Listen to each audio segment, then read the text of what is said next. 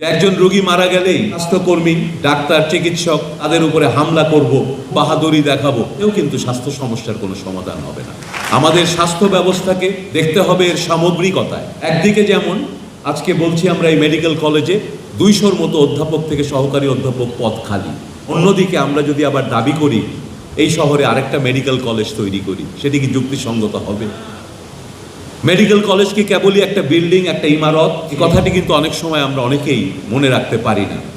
আমি এই মন্ত্রণালয়ে দায়িত্ব পাওয়ার পর থেকে দেখছি, আমি সংসদেও বলেছি, অনেক সময় আমাদের বন্ধুরা, সংসদ সদস্য যারা আছেন, তারা নিজের এলাকায় মেডিকেল কলেজ চান এবং এইভাবে চাইতে থাকলে বাংলাদেশে প্রত্যেক উপজেলায় একটি করে মেডিকেল কলেজ নামক ইমারত তৈরি হবে, মেডিকেল কলেজ তৈরি হবে না। আমরা তাই স্বাস্থ্য ব্যবস্থাতে এটাকে ঢেলে সাজাতে হবে। আজকে স্বাস্থ্য ব্যবস্থার যে সংকট, এটা রাজনৈতিক বয়ান নয়। আসলেই গত 15 বছর যে পরিমাণ অর্থের অপচয় হয়েছে, যে পরিমাণ দুর্নীতি হয়েছে, শত শত কোটি টাকার যন্ত্রপাতি অপরিকল্পিতভাবে কেনা হয়েছে। তাই আজকে আমরা কি দেখতে পাচ্ছি? এক হাসপাতালে গিয়ে দেখছি 10 বছরের পুরনো যন্ত্র, শত কোটি টাকা দিয়ে কেনা, এটার প্যাকেটটাও কেউ খোলার প্রয়োজন বোধ করেনি। আরেক হাসপাতালে দেখছি যন্ত্র পড়ে আছে সুন্দর সাজানো, কানেক্টেড, কেউ চালাতে জানেন না। আরেক জায়গায় আমরা দেখছি যন্ত্র আছে, রিএজেন্ট নাই, এক্সরে মেশিন আছে, এক্সরে প্লেট নাই। এর কারণটি হচ্ছে সমন্বিত পরিকল্পনার অভাব। এই যে আমরা নানান যন্ত্রপাতি কিনি, আমরা কয়জন মেডিকেল টেকনোলজিস্টদের কথা বলি। মেডিকেল টেকনোলজিস্টরা যদি না থাকে পর্যাপ্ত পরিমাণে, ডাক্তাররা কিভাবে কাজ করবে, যন্ত্র কিভাবে চলবে এবং আমরা কিভাবে স্বাস্থ্যসেবা দেব? আমরা ডাক্তারদের কথা বলি, প্রতি ডাক্তারের সঙ্গে রেশিওতে অন্তত 3 জন করে নার্স থাকার কথা। আমরা কিন্তু নার্সদের নিয়োগের কথা বলি না। আমি আজকে বলছি এখানে পদ শূন্য আছে, আবার একই সাথে আমি কিন্তু এটা জানি এবং আপনাদের সঙ্গে শেয়ার করতে চাই, সারা বাংলাদেশে মেডিকেল কলেজে বিশেষ করে বেসিক সায়েন্সের শিক্ষক আমাদের ব্যাপক সংকট। আমরা চাইলেও আনতে পারছি না। আজকে আপনার এখানে যদি প্রমিস করে যাই যে 100 জন 200 জন যে সহকারী অধ্যাপক থেকে অধ্যাপক পর্যন্ত খালি আছে, তার সবগুলো পূরণ করে দেব, তার মানে হবে আপনারই কোনো কলিগের অন্য কোনো মেডিকেল কলেজকে শূন্য করেই আমাদের এখানে আসতে হবে। সুতরাং কোনো সাময়িক জনপ্রিয়তার জন্যে সাময়িক কোনো সমাধান, এখানকার ডাক্তার ওখানে দিলাম, ওখানকার ডাক্তার সেখানে দিলাম, সেইভাবে সমস্যার সমাধান হবে না। আমাদের ডাক্তারের সংখ্যা, আমাদের সারা দেশে মানুষের জন্য যে পরিমাণ ডাক্তার প্রয়োজন, বিশেষ করে আমাদের সরকারি হাসপাতালে, পাবলিক হেলথ সিস্টেমে যে পরিমাণ ডাক্তারের প্রয়োজন, তার চেয়ে ভীষণ পরিমাণে অপ্রতুল। প্রচুর সংখ্যক ডাক্তার আমাদেরকে দ্রুত নিয়োগ দিতে হবে, কেবল তখনই সম্ভব হবে এই সমস্যার সমাধান করা। একই সাথে আমাদেরকে নার্সদেরকে নিয়োগ দিতে হবে, যাতে এই ডাক্তাররা কাজ করতে পারেন যথাযথ একটি টিম এফোর্টের মাধ্যমে। মেডিকেল টেকনোলজিস্টদের নিয়োগ দিতে হবে, যাতে এই টিমটা সঠিকভাবে সমস্ত যন্ত্রপাতি চালিয়ে রোগীকে সঠিক ব্যবস্থা দিতে পারে।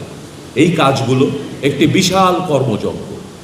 সেই কর্মযজ্ঞটা নিয়ে আমাদের মাননীয় প্রধানমন্ত্রী জনাব তারেক রহমান, আমাদের দলের একটি স্বাস্থ্য বিষয়ক টিম আছে, পাশাপাশি আমাদের দলের ভেতরে এবং বাইরে, দেশের ভেতরে এবং বাইরে অনেক বিশেষজ্ঞর সঙ্গে আমরা কিন্তু গত 1.5-2 বছর ধরে নির্বাচনের বহু আগে থেকেই পরিকল্পনার জন্য কাজ করেছি।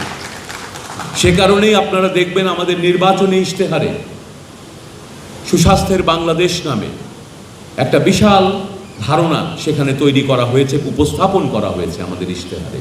সেই ইশতেহারে আমরা সুনির্দিষ্ট 20টা কমিটমেন্ট করেছি জনগণের কাছে, যে কিভাবে কোন সেবাগুলোর মাধ্যমে কিভাবে এই পদ্ধতিকে, স্বাস্থ্য ব্যবস্থাকে ঢেলে সাজিয়ে আমরা আগামী দিনে বাংলাদেশের মানুষকে সুস্বাস্থ্য উপহার দেব। এবং সেই সমন্বিত পরিকল্পনা নিয়েই কিন্তু আমরা কাজ করছি বলেই মাননীয় প্রধানমন্ত্রী এই স্বাস্থ্য খাতকে সর্বোচ্চ অগ্রাধিকার দিয়েছেন। বাংলাদেশের স্বাধীনতার পর থেকে আজ অবধি সর্বোচ্চ বাজেট এই স্বাস্থ্য খাতে এবছর বরাদ্দ করেছে। অতীতের মতো দুর্নীতিকে প্রশ্রয় দেওয়া যাবে না। আমাদেরকে পরস্পরকে দোষারোপ করার যে সংস্কৃতি, যে ব্লেম গেম, এটা করে কিন্তু কারো কোনো সমস্যার সমাধান হবে না। আমরা মনে করি কাউকে দোষারোপ করে দিয়ে চটচট জনপ্রিয় কিছু কথা বললে হয়তো অনেক তালি পাওয়া যাবে, 6 মাস পরে অবস্থা একই থাকবে, কিন্তু আরও খারাপ হতে পারে। সেই প্রেক্ষাপটে দাঁড়িয়ে নতুন করে বিশাল বাজেট দিয়ে আমরা ইতিমধ্যেই ঘোষণা দিয়েছি দেশের সকল 30 এবং 50 বেডের যে উপজেলা স্বাস্থ্য কমপ্লেক্স, প্রত্যেকটিকে 101 বেডের উপজেলা স্বাস্থ্য কমপ্লেক্সে পরিণত করা হবে। ইতিমধ্যেই আমরা পূর্ত মন্ত্রণালয়ের সঙ্গে কয়েকটি বৈঠক করেছি, এগুলোর ডিজাইন হচ্ছে, ফিজিবিলিটি স্টাডি হচ্ছে, দ্রুত গতিতে আমরা এই কাজগুলো এগোবো। তার চেয়েও বড় কথা, এই উপজেলা স্বাস্থ্য কমপ্লেক্সগুলো আগের মতো আর থাকবে না। এগুলো আগে আমরা জেলা পর্যায়ে যে সেবাগুলো পেতাম তার অনেক কিছুই আমরা এই 101 বেড বিশিষ্ট উপজেলা স্বাস্থ্য কমপ্লেক্সে নিয়ে যাব। কারণ সময়ের বিবর্তন হয়েছে। 70 সালে এদেশে মাত্র 9% মানুষ ছিলেন যারা নগরে থাকতেন। আজকে প্রায় 30% মানুষ নগরে থাকেন। অর্থাৎ আমাদের স্বাস্থ্য ব্যবস্থা যদি শুধুমাত্র গ্রামের মানুষের জন্য হয় সেটাও কিন্তু যথেষ্ট হবে না। প্রায় 1/3 মানুষ তখন নগর স্বাস্থ্যের অভাবে ক্ষতিগ্রস্ত হবে।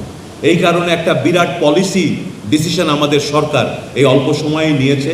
নগর স্বাস্থ্য আগে বিভিন্ন সিটি কর্পোরেশন এবং পৌরসভার অধীনে ছিল, কারণ সেই সময় এটি ছিল স্বাস্থ্য ব্যবস্থার একটি ক্ষুদ্র অংশ।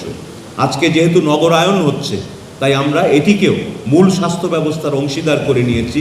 আমরা কিন্তু এই নগর স্বাস্থ্য কেন্দ্রগুলোকে পুনর্গঠন করছি। ইতিমধ্যেই সিটি কর্পোরেশনগুলোর থেকে সরকারের স্বাস্থ্য মন্ত্রণালয় এগুলো বুঝে নিচ্ছে। আমরা নগর স্বাস্থ্যকেও গড়ে তুলব নতুন। প্রিভেনশনের কথা মাননীয় প্রধানমন্ত্রী বারবার বলছেন। একজন বক্তাও বলে গেছেন, হ্যাঁ আমাদের ডায়ালাইসিসের জন্য নতুন মেশিন লাগবে, আমাদের ক্যান্সারের জন্য নতুন হাসপাতাল লাগবে, কিন্তু এগুলো রুট কজ যদি আমরা ধরতে না পারি এবং প্রিভেনশনের যে সুযোগগুলো আছে সেখানে যদি আমরা ইনভেস্ট না করি, কাজ না করি, তাহলে আপনি যতই ডায়ালাইসিস করুন, ভেজাল খাদ্য যতদিন রাজপথে চলবে, মানুষকে খাদ্য যখন নিরাপত্তা দেওয়া যাবে না, তখন কিন্তু আপনার এই রোগীর সংখ্যা বাড়তেই থাকবে। আপনি হাসপাতাল আর ডায়ালাইসিস মেশিন বসিয়ে সমস্যার সমাধান করতে পারবেন। একইভাবে ইনফেকশাস ডিজিজের ফলে মানুষের যে রোগ হয়, তখন আমাদের যদি জরুরি ভিত্তিতে ভেন্টিলেটরের প্রয়োজন হয়, আমরা প্রত্যেক জেলায় জেলায় অজস্র ভেন্টিলেটর লাগাতে পারি। কিন্তু যদি রোগ প্রতিরোধ ব্যবস্থা সঠিক না হয়, মানুষের রোগ প্রতিরোধ শক্তি, ইমিউন সিস্টেমকে স্ট্রং করার জন্য যে লাইফস্টাইল দরকার, সেগুলোর উপর যদি আমরা জোর দিতে না পারি, তাহলে এই ভেন্টিলেটর দিয়েও কিন্তু মানুষকে বাঁচানো যাবে না, মানুষের স্বাস্থ্য ব্যবস্থার উন্নতি ঘটবে না। মাননীয় প্রধানমন্ত্রী বারবার বলছেন যে স্বাস্থ্যকে আমরা একটি বড় পরিসরে দেখতে চাই, কারণ এই জাতিকে যদি সামনে এগিয়ে নিতে হয়, আগামী প্রজন্মকে যদি সামনে এগিয়ে নিতে হয়, দুটো জিনিস আমাদের করতেই হবে। একটি সুশিক্ষিত এবং সুস্বাস্থ্যের অধিকারী জাতি গড়ে তুলতে না পারলে কোনো রকম উন্নয়ন পরিকল্পনা দিয়ে এই জাতিকে আমরা এগিয়ে নিতে পারবো না। সেই কারণেই মাননীয় প্রধানমন্ত্রী এবং আমাদের সরকার এবছরের বাজেটে শিক্ষা এবং স্বাস্থ্য এই দুটোকে সবচেয়ে গুরুত্ব দিয়েছেন।